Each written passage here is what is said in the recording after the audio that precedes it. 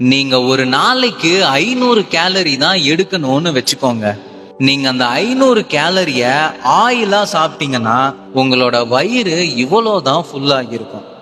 இதுவே சீஸா எடுத்துக்கிட்டீங்கன்னா உங்களோட வயிறு இந்த அளவுக்கு ஃபுல்லாகி இருக்கும்.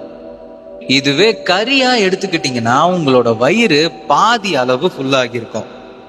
ஹோல் கார்ப்ஸ்னு சொல்லக்கூடிய கிழங்கு தானிய வகைகளை எடுத்துக்கிட்டீங்கன்னா உங்களோட வயிறு இந்த அளவுக்கு ஃபுல்லாகி இருக்கும்.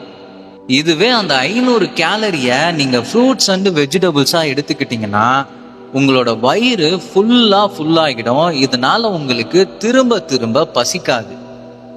இந்த ஃப்ரூட்ஸ் அண்ட் வெஜிடபிள்ஸை விட்டுட்டு அந்த 500 கேலரிக்கு நீங்க மத்ததை சாப்பிட்டீங்கன்னா உங்களுக்கு திரும்ப பசிக்கும். நீங்க திரும்ப வேற எதையாவது சாப்பிடுவீங்க.